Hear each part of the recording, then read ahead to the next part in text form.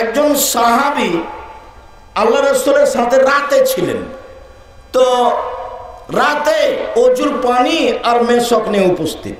আল্লাহ রাসূল খুশি হয়ে গেছেন, বাহ তোমার তো বুদ্ধি ভালো, অজুর পানি নিয়ে এসেছো, মেশক নিয়ে এসেছো, আমি তো খুব খুশি হয়েছি। সাল্লাল্লাহু, তোমার যা মন চায় সেটা চাও, তো কি চাও আমার কাছে, কি চাও? কাজের লোকের প্রতি মানুষ খুশি হলে এমনটা বলে, কি চাও চাও। তখন সাহাবী বলছেন, আসআলুকা মুরাফাতাকা ফিল জান্নাহ, আপনার সাথে জান্নাতে থাকতে চাই। তখন সাহাবী বলছেন, আওয়াগায়রা জালেক, না এটা নয়, এটা নয়, অন্যটা বল, অন্যটা বল, এটা নয়, অন্যটা চাও। তখন সাহাবী বলছেন, হোয়া যাকা, ওটাই চাই, ওটাই চাই। তখন আল্লাহ রাসূল বলছেন, আইনি বিকাসরাতি সুজুদ, আমি সরাসরি কাউকে জান্নাতে নিয়ে থাকতে পারবো না, তাহলে আমাকে সাহায্য করতে হবে বেশি সালাত আদায় করে তাহাজ্জুদ পড়ে। তাহাজ্জুদ পড়লে আমার সাথে থাকা যাবে। অবশ্য নবীর সাথে থাকার আরো দুইটা পথ আছে, খুব সুন্দর, একবারে তাজা পথ। সেটা কি? আল্লাহ রাসূল বলছেন, মানা আলা জারিয়াতাইনে, কেউ যদি দুইটা মেয়ের লালন পালন করে, দুইটা মেয়ে, দুইটা বেটি, লালন পালনের কথাটা একটু পরে বলছি। কি লালন পালন? পরের হাদিসে। লালন পালন করে, বিবাহ শাদী দিয়ে দেয়, তাহলে সেই পিতা আর আমি জান্নাতে এইভাবে থাকবো। তখন তর্জনী আর মধ্যময় দুইটা আঙ্গুল ইশারা করে দেখালেন এবং জমা করে দিলেন, পাশাপাশি একসাথে লেগে থাকবে, সেই লোক আর আমি একসাথে থাকবো। আর একটা পথ আছে।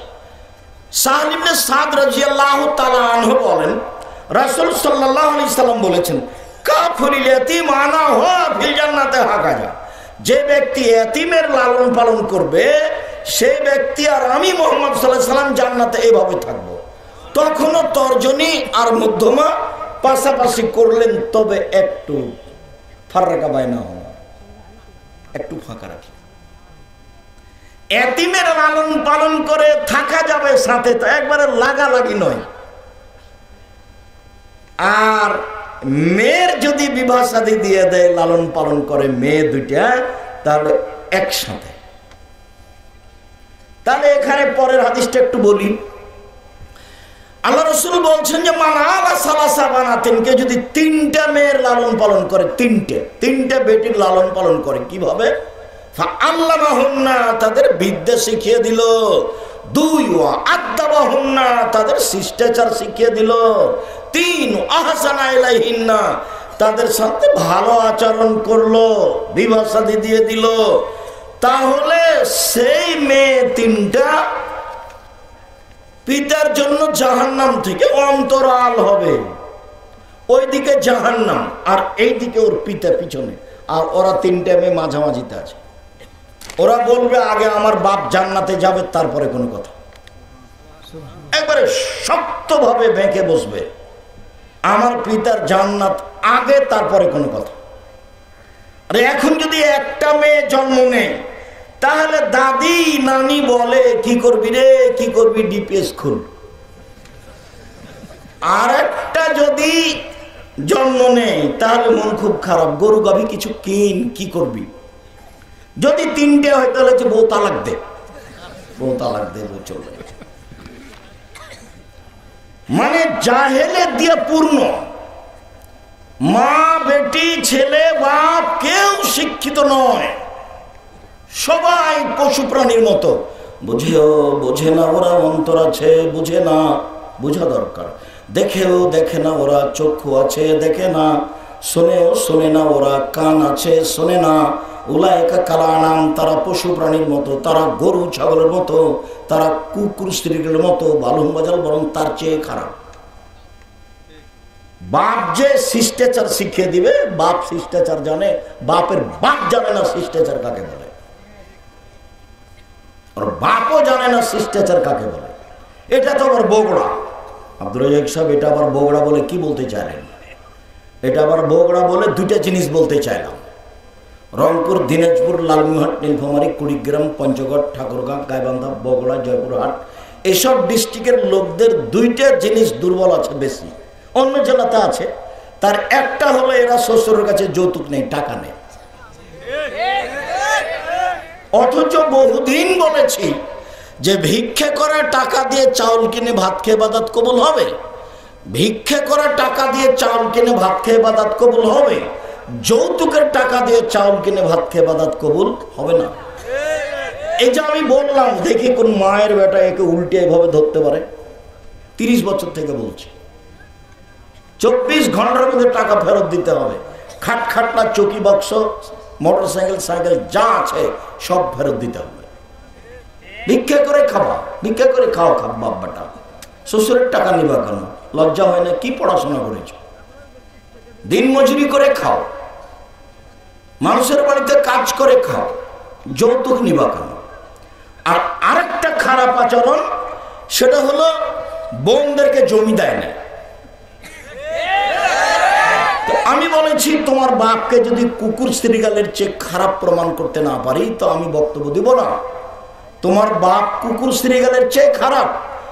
তোমার দাদা 10 বছর হলো মরা, তোমার বাপ জমি ভোগ করছে, তোমার দাদার 15 শতক জমি রেখে গেছে তোমার দাদা, তোমার বাপ নেবে 10 শতক আর তোমার ফুফু নিবে 5 শতক। তুমি কি বলতে পারো যে তোমার বাপ সকালে নিবে আর তোমার ফুফু বিকালে নিবে?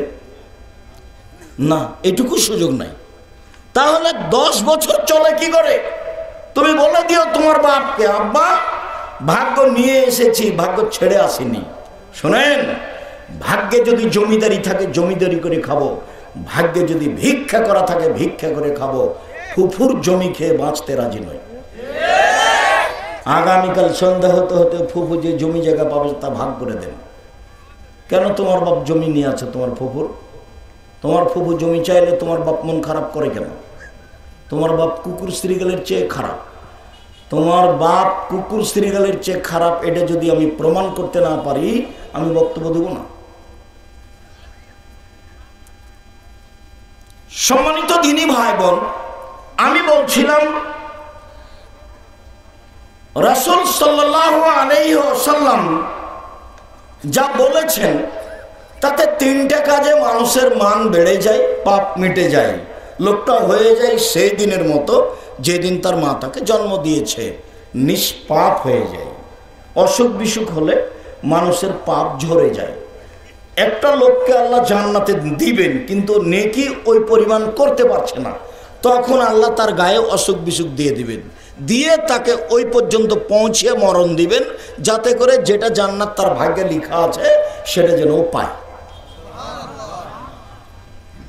তো জান্নাত পায় এই কথাটা বলতে সামনে বাড়ি কি করে আবার একটা কথা মাথায় ধাক্কা খাচ্ছে।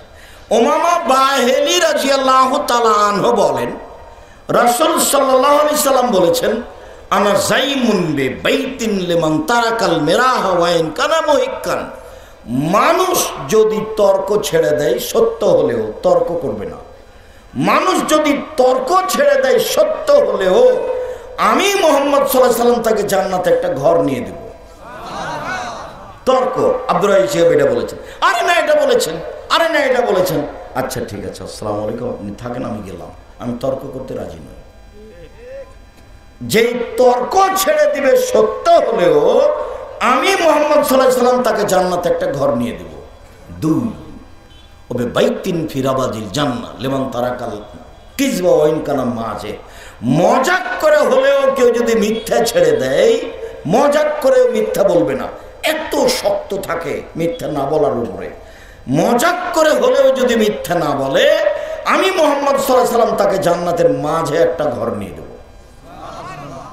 3 ও আলা জান্নাহ লিমান হাসানা খুলুকাহু।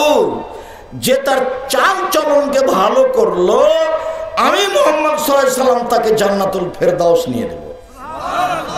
চাল চলন, স্বভাব, শিষ্টাচার, ভদ্রতা, ভালো কথা, ভালো কর্ম। ইবাদতের জগতে সবচেয়ে ভারী নেকির ইবাদত হচ্ছে ভালো আচরণ। ইবাদতের জগতে সবচেয়ে ভারী নেকির ইবাদত হচ্ছে ভালো আচরণ।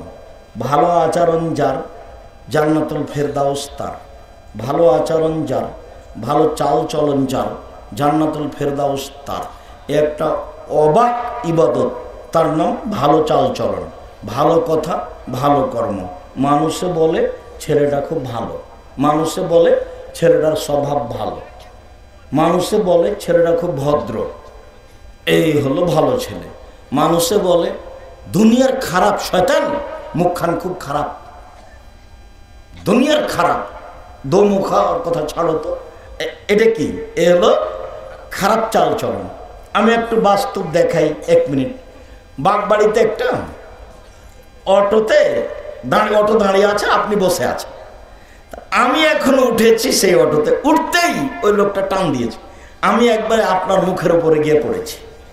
তখন আপনি বলছেন বসেন বসেন বসেন, কোনো সমস্যা নেই, বসেন বসেন, কোনো সমস্যা নেই। তো বসলাম। এ হলো এক। আপনার মুখের উপরে পড়তে আপনি বলছেন চোখ নাই, হিসেব করে উঠেন না গাড়ি, চোখ নাই, দেখতে পারলাম মানুষের গায়ের উপরে পড়ে। এটা একটা চালচলন। বলেন তো কোনটা ভালো কোনটা খারাপ? চালচলন। চালচলন হলো সবচেয়ে ভারী নেকির কাজ। কে দাম দেয় চালচলন? মানুষ একজন আর একজনকে সুযোগ পালে একবারে জেল জুলুম হাজত ধুয়ে ছেড়ে দিচ্ছে। আবার ফেরে এমনিতে কেন যে বলছে এভাবে আমি বুঝতে পারি না। তার এভাবে বলার কি প্রয়োজন?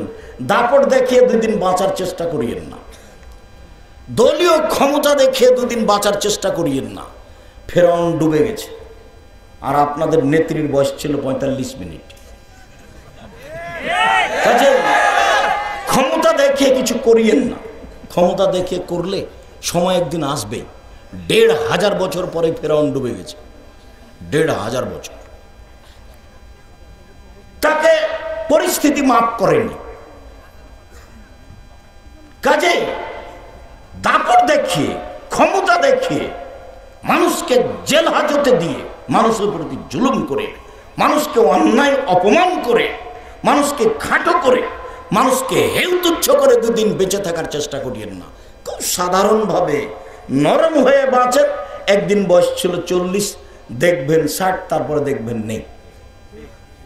আমি তো সেই দিন আসলাম বক্তব্য দিতে, মনে হচ্ছে ওই যে সেই দিন 90 সালে একবারে প্রথম ফতে আলী মসজিদে, দেখি এখন অনেক দিন হয়ে গেছে। কাজেই কিছু করে মানুষের ক্ষতি করে, মানুষকে খাটো করে 1 ঘন্টা বেঁচে থাকার চেষ্টা করিয়েন না। 4টা কাজ করবেন জীবনে। 1 5 ওয়াক্ত সালাত, 2 হালাল রুজি, 3 কোরআন তেলাওয়াত, 4 দুইজন যেখানে বসে আছে সেখানে বসবেন না। আড্ডা পিটা চিরদিনের জন্য হারাম। দোকানে বসে গল্প করা চিরদিনের জন্য হারাম। আড্ডা পিটা চিরদিনের জন্য হারাম। এসার সালাত আদায় করে এসে মাথায় টুপি দিয়ে ওই ল্যাংটা মেয়ে টিভিতে নাচছে, আর আপনি দেখে চক্ষু ঠান্ডা করছেন, কলিজা ঠান্ডা করছেন মাথায় টুপি দিয়ে, আর আপনি মানুষের বদনাম করছেন, তখনও আপনি ভালো মানুষ? কেমনে আপনি ভালো মানুষ হলেন? কিভাবে হয় এটা? ভালো চালচলন বক্তব্যের বিষয় আজকে নয়, আজকে হচ্ছে আল্লাহ ভীতি। চলেন যাই। আনাস রাদিয়াল্লাহু তাআলা আনহু বলেন, খাতাবানা রাসূলুল্লাহ সাল্লাল্লাহু আলাইহি ওয়াসাল্লাম খুতবাতান মা সামাইতু মিসলাহা কাত্ত। একদা আল্লাহর নবী আমাদের মাঝে বক্তব্য দিলেন, এমন বক্তব্য দিলেন এরকম বক্তব্য জীবনে কোনোদিন শুনিনি। তাতে তিনি বললেন, লাউ তা'লামুনা মা আ'লামু লাবাকিতুম কাসীরা ওয়া লাযাহিকতুম কালিলা।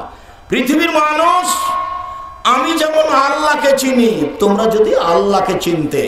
পৃথিবীর মানুষ, আমি যেমন আল্লাহকে জানি, তোমরা যদি আল্লাহকে জানতে। পৃথিবীর মানুষ, আমি যেমন আল্লাহকে চিনি, তোমরা যদি আল্লাহকে চিনতে, তাহলে বেশি বেশি কাঁদতে, কম কম হাসতে। কই আমরা তো সারাদিনই হাসি। নাতনি আছে, নাতি আছে, বউ আছে, বিহেন আছে, খালি অট্ট হাসি। আবার নাতনিকে বলছে তুই বিবাহ বুঝবি, তোর পাত্র দেখতে পছন্দ হয়েছে। নাতনিকে বলছে নাকি ভাই পাত্র পছন্দ হয়েছে, তাই বলছে।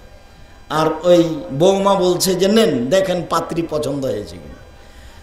নাতনি হলো মেয়ে, ও মেয়ের সম্মানে আছে, তাকে কি এইভাবে বলা যায়?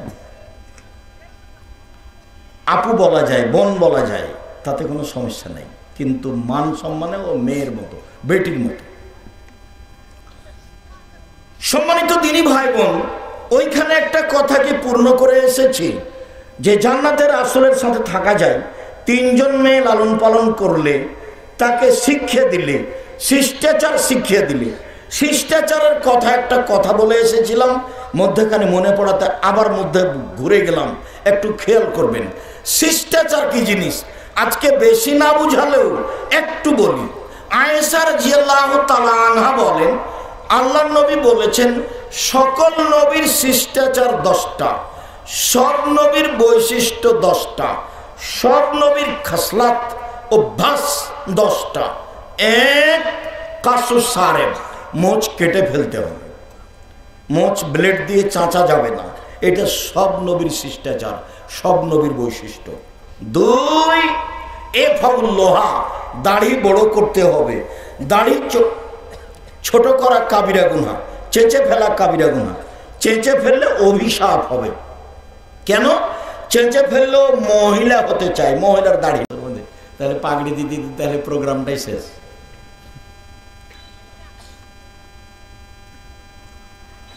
তো কারোর বিরুদ্ধে কিছু বলা লাগে না, আলহামদুলিল্লাহ খুব ভালো অবস্থায়। শিরক মুক্ত প্রতিষ্ঠান জামিয়া সালাফিয়া, বিদআত মুক্ত প্রতিষ্ঠান জামিয়া সালাফিয়া, হিংসা মুক্ত প্রতিষ্ঠান জামিয়া সালাফিয়া, দল মুক্ত প্রতিষ্ঠান জামিয়া সালাফিয়া, সংগঠন মুক্ত প্রতিষ্ঠান জামিয়া সালাফিয়া, দেশের সর্ববৃহৎ শিক্ষা মানে, আয়তনে, শিক্ষক গুণে, শিক্ষক সংখ্যায় সর্বোচ্চ প্রতিষ্ঠান জামিয়া সালাফিয়া। যার রশিদ বই বাহিরে ব্যবহার হয় না, যার টাকা পয়সা কোনো শিক্ষককে উপার্জন করা লাগে না, শিক্ষক জানে না কিভাবে প্রতিষ্ঠান চলে। আমি নিজেই ভালো করে বুঝতে পারি না কিভাবে চলে, আমি নিজেই ভালো করে বুঝি না কিভাবে চলে, তো কি করবে। জামিয়া সালাফিয়া ডাঙ্গেরা পাওয়া রাজশাহীতে একটা মসজিদের 3 ভাগের 1 ভাগ ঢালাই হলো, তো প্রায় 2 কোটি টাকা ঢালাই আছে 3 ভাগের 1 ভাগে। ওই মসজিদ হচ্ছে উত্তর দক্ষিণ 300 ফুট, পূর্ব পশ্চিম 200 ফুট, 105 ফুটের মেঝে ঢালাই, তাতে 12 ইঞ্চি ঢালাই আছে, নিচে আছে ইট বিছানো আছে, তারপরে 3 ইঞ্চি ঢালাই আছে, ওকে কি দিয়ে বলছে, ইটের দিয়ে খোয়া দিয়ে, আর পাথর দিয়ে ঢালাই দিলে এটা 12 ইঞ্চি, প্রায় 2.25 কোটি টাকা খরচ আছে এখানে শুধু ঢালাই। পাইলিংয়ে প্রায় 2 কোটি টাকা খরচ আছে 3 ভাগের 1 ভাগে। তা আমি দেখতে পাই যেভাবে হচ্ছে, বাংলাদেশে প্রতিষ্ঠান চলছে, দিনাজপুরে প্রতিষ্ঠান চলছে, বরিশালে প্রতিষ্ঠান চলছে, রাজশাহীতে প্রতিষ্ঠান চলছে, রূপগঞ্জ নারায়ণগঞ্জে, রূপগঞ্জ নারায়ণগঞ্জ প্রায় 100 বিঘা জমির উপরে, প্রায় 100 বিঘা। মেয়েদের অংশ 22 বিঘা, মেয়েদের অংশ, যার একদিক থেকে একদিক 9 পয়েন্ট কম 1 কিলোমিটার। এগুলোর পিছনে আমি সময় দিই, ভাবি, চিন্তা করি, এগুলো নয়, স্বাভাবিকভাবে ধীরে চলছে হচ্ছে। আর এক শ্রেণীর মানুষ এত গুতা মারছে আর বদনাম করছে, ও একবারে জান ভরে বদনাম করছে, মন ভরে, মন ঠান্ডা করে। আবার আমার করা লাগে না, পিছন দিকে আমি দেখি না কে যে আছে, আর আমি মোবাইল তো চালাতে পারি না, কাজে দেখি না, কেউ একটু বললে শুনতে পাই। সম্মানিত দিনী ভাই বোন, সুন্দর করে ওযু। আবু হুরায়রা রাদিয়াল্লাহু তাআলা আনহু বলেন, রাসূল সাল্লাল্লাহু আলাইহি সাল্লাম বললেন, আলা আদুল্লুকুম মাইয়াল্লাহু বিল খাতায়া ওয়া বিহি দারাজাত, আমি তোমাদের এমন একটা আমলের কথা বলে দিব না যাতে মান বেড়ে যাবে, পাপ মিটে যাবে। আমি এমন একটা আমলের কথা বলে দিব না যাতে মান বেড়ে যাবে, পাপ মিটে যাবে। কালু সাহাবীগণ বললেন, বালা বলেন, বলেন সেটা কি?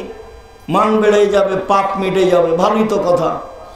মান বেড়ে যাবে, পাপ মিটে যাবে, কথা তো ভালো, বলেন সেটা কি? তখন আল্লাহ রাসূল বলছেন, 1, ইসবাগুল ওযু, সুন্দর করে ওযু করা। 2, কাসরাতুল খুতা ইলাল মাসাজিদ, পায়ে হেঁটে মসজিদে যাওয়া। 3, ইন্তজারুস সালাত বাদা সালাত, এক সালাতের পরে আরেক সালাতের অপেক্ষা করা। জোহর পড়েছি, আসর কখন পড়ব, কখন হবে, এই নিয়ে প্রতীক্ষমান থাকা। এই তিনটে যদি করে মান বেড়ে যাবে, পাপ মিটে যাবে, পাপ মিটে যাবে, মান বেড়ে যাবে, পাপ মিটে যাবে, মান বেড়ে যাবে। তিনটে সুন্দর করে ওযু করা। সুন্দর ওযুর দুটা বাক্য থাকবে একটু পরে ইনশাআল্লাহ। এক, দুই হলো পায়ে হেঁটে মসজিদে যাওয়া। তিন, এক সালাতের পরে আর এক সালাতের অপেক্ষায় থাকা। মনে থাকবে না? মনে থাকবে। আব্দুল্লাহ ইবনে আব্বাস রাদিয়াল্লাহু তাআলা আনহু বলেন, একদা আল্লাহ তাআলা আমাদের নবীকে বললেন, মুহাম্মদ হাল তাদরি ফিমা ইখতাসিমুল মালাউল আলা, মুহাম্মদ আপনি কি বলতে পারেন উপরে কি নিয়ে হইচই হচ্ছে? আল্লাহ আমাদের নবীকে ডাকেন মুহাম্মদ বলে, জিবরাইল আলাইহিস সালাম আমাদের নবীকে ডাকেন মুহাম্মদ বলে, সাহাবীগণ আমাদের নবীকে ডাকতেন আল্লাহর রাসূল বলে। আল্লাহ রাসূল বলেছেন, আল্লাহ রাসূল করেছেন, আল্লাহ রাসূল দিয়েছেন। আর মাযহাবী লোকেরা আল্লাহ রাসূলকে ডাকে হুজুরে পাক সাল্লাল্লাহু আলাইহি ওয়াসাল্লাম। যেমন কোরআন শরীফ তেমন হুজুরে পাক, হুজুরে পাক। দুর্বল পয়েন্টে কোনোদিন যাওয়া লাগেনি। কোরআন শরীফ চলবে না, শরীফ শব্দ চলবে না, এটাই চূড়ান্ত।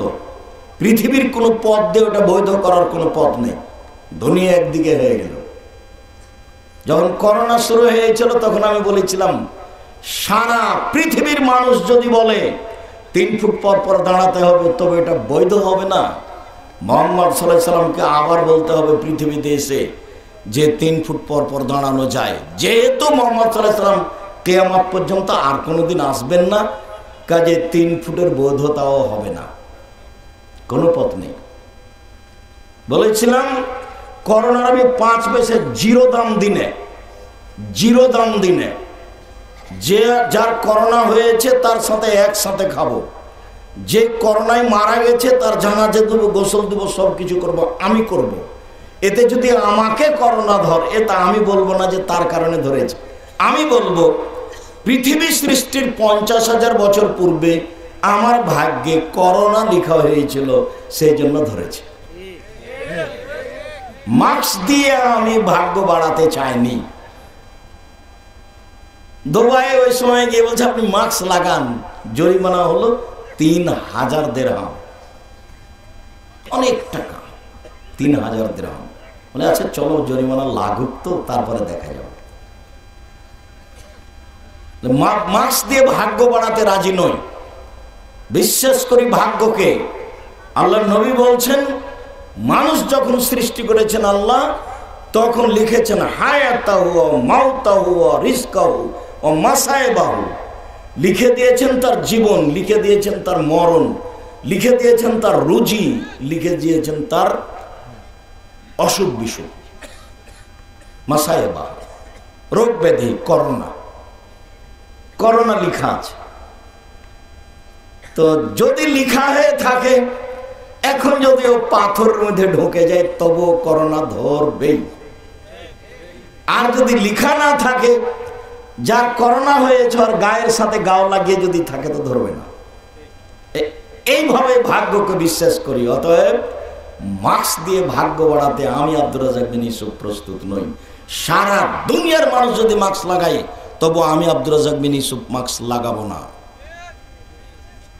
যদি হিসাব নিকাশ করে বাঁচত মানুষ করোনা থেকে, তাহলে ঢাকার ফিউচার পার্কের মালিক আর মারা যেত না করোনায়। ওরা তো দেশে পানি খায় না।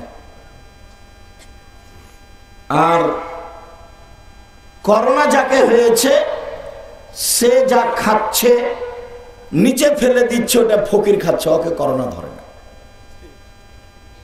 আর একজনের বউ পাশে যায় না, আর একজনের বউ করোনা যার হয়েছে তার গায়ের সাথে লাগিয়ে ঘুমাচ্ছে, তো বউকে করোনা ধরে না।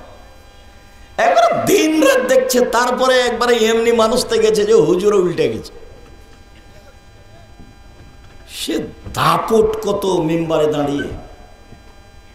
সম্মানিত দিনী ভাই বোন, আল্লাহ বলছেন মুহাম্মদ, জিবরাইল বলেন মুহাম্মদ,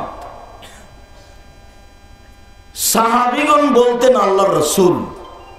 মাঝাবি মানুষেরা বলে হুজুরে পাক, মাঝাবি মানুষেরা বলে হুজুরে পাক সাল্লাল্লাহু আলাইহি সাল্লাম বলেছেন হুজুরে পাক হবে না, এগুলো আল্লাহ রাসূলেরটাই বলতে হবে, সাহাবীরটাই বলতে হবে। আল্লাহ বলছেন হাল তাদরি ফিমা ইয়াক্তাসিমুল মালাউল আলা, আপনি কি বলতে পারেন উপরে কি নিয়ে হইচই হচ্ছে? কারণ নাম, তিনি বলেন হ্যাঁ আমি বলতে পারি। ফিল কাফারা, মানুষের পাপ কিভাবে মিটে যাবে এই নিয়ে হইচই হচ্ছে। কি করলে মিটে যায়, কি করলে মিটে যায় এই নিয়ে হইচই হচ্ছে। কি করলে? এক, ইসবাগুল ওযু, সুন্দর করে ওযু করলে। দুই, আল মাসহুল আল আকদাম, পায়ে হেঁটে মসজিদে গেলে। তিন, আল মাকসু ফিল মসজিদ বাদা সালাওয়াত, সালাতের পরে মসজিদে বসে বসে তাসবিহ তাহলিল জিকির আজকার করলে। সালাম ফেরার পরে লাফ দিয়ে দাঁড়িয়েছে, ঘুরে তিনটায় আসলো, পাপ মিটে যায়, মান বেড়ে যায়। এক, সুন্দর করে ওযু করলে। দুই, পায়ে হেঁটে মসজিদে গেলে। তিন, সালাতের পরে মসজিদে বসে তাসবিহ তাহলিল জিকির আজকার করলে। এখন আল্লাহ রাসূল বলছেন মান ফালা আশা বেখাইরিন মাতা বেখাইরিন, এটা যে করলো তার মরে যাওয়া ভালো, তার বেঁচে থাকা ভালো, তার মরে যাওয়া ভালো, তার বেঁচে থাকা ভালো, তার মরে যাওয়া ভালো, তার বেঁচে থাকা ভালো, দুটাই সমান। এরপর আল্লাহ রাসূল বলছেন ওয়া কানা মিন খাতিয়াতিহি কা ইয়াউমিন ওয়ালাদাত উম্মুহু, লোকটা হয়ে গেল পাপ থেকে সেই দিনের মতো যেদিন তার মা তাকে জন্ম দিয়েছে। লোকটা পাপ মুক্ত হয়ে গেল সেই দিনের মতো যেদিন তার মা তাকে জন্ম দিয়েছে, নিষ্পাপ হয়ে গেল। নিষ্পাপ হওয়ার আরো দুটা কথা আছে। এক, মানুষ যদি হজ করে, হজ যদি কবুল হয়, তাহলে মানুষ নিষ্পাপ হয়ে যায়, সেদিনের মতো হয় যেদিন তার মা তাকে জন্ম দিয়েছে। আরেকটা, মানুষ যদি অসুখ বিসুখ হয় তারপরেও যদি বলে আলহামদুলিল্লাহ, তাহলে লোকটা হয়ে যায় সেদিনের মতো যেদিন তার মা তাকে জন্ম দিয়েছে, নিষ্পাপ হয়ে যায়। মানুষ তো এখন অর্থ সম্পদ থাকলে খালি একটু অসুখ হলেই সিঙ্গাপুর, অসুখ বিসুখ হলেই সামান্য সিঙ্গাপুর, আরো ইন্ডিয়া, কোথায় কোথায় চেন্নাই, একটু ধৈর্য ধারণ করে না। অথচ আল্লাহ নবী বলছেন যে মানুষের যদি জ্বর হয়, জ্বর, তাহলে তার শরীর থেকে পাপ ঝরে যায়।